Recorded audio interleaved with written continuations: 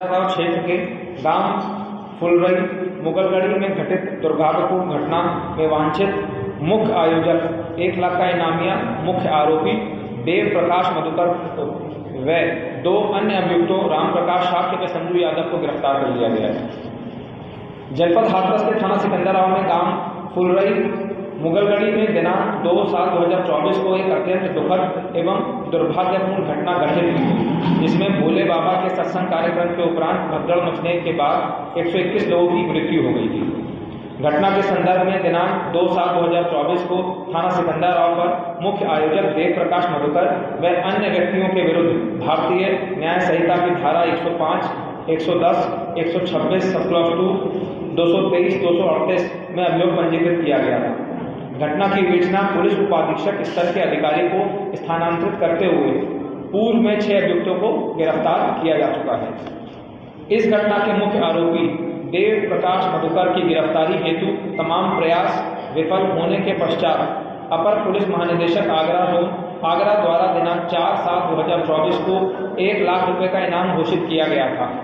उक्त अभियुक्त देव प्रकाश मधुकर को हाथरस की जनपदीय एसओजी द्वारा कल दिनांक 5/7/2024 को देर शाम नजफगढ़ दिल्ली से गिरफ्तार कर लिया गया है तथा थाना सिकंदराबाद पुलिस द्वारा आज दिनांक 6/7/2024 को अभियुक्त राम प्रकाश शाक्य को कैलाश कैलोरा चौराहा से तथा अभियुक्त संजू यादव को गोपालपुर कचौरी सिकंदराबाद से गिरफ्तार कर लिया गया है। प्रारंभिक पूछताछ पर अभियुक्त देव प्रकाश मधुकर द्वारा अवगत कराया गया है कि वह जनपद एटा में वर्ष 2010 से मनरेगा में जूनियर इंजीनियर के पद पे संविदा पर कार्यरत है। वह इस संगठन से वर्षों से जुड़ा हुआ है और इस संगठन के कार्यक्रम आयोजित कराना तथा संगठन के लिए फंड इकट्ठा करने का काम करता है।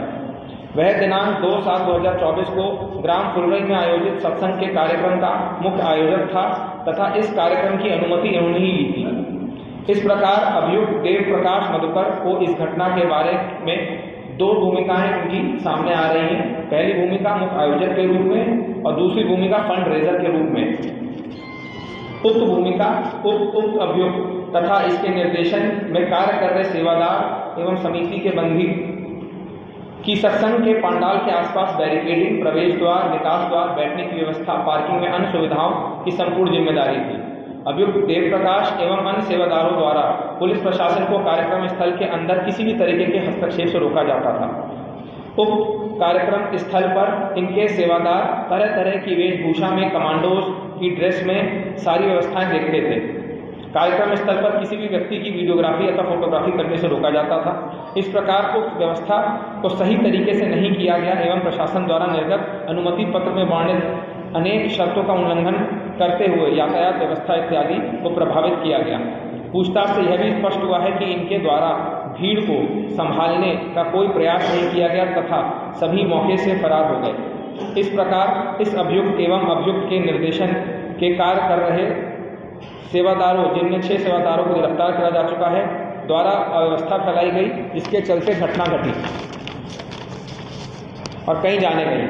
पूछताछ में यह भी प्रकाश में आया है कि इनके और इनके सेवादारों द्वारा प्रवचनकर्ता की गाड़ी को भीड़ के बीच से निकाला गया, जबकि इनको इस तथ्य की जानकारी थी कि भीड़ से निकालने के समय चरण रज के लिए भगदड़ मचने से भयानक दुर्घटना हो सकती है।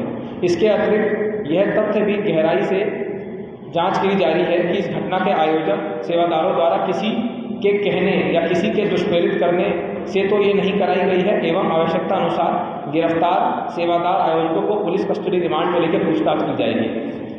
अब इनका दूसरा रोल आता है फंड रेजर के रूप में, आयोजक के रूप में। अभियुक्त देव प्रकाश मधुकर इस संगठन में काफ़ी दिनों से जुड़े हुए हैं और संगठन को संचालित करना तथा सत्संग इत्यादि करने के लिए पैसा इकट्ठा किया करते थे।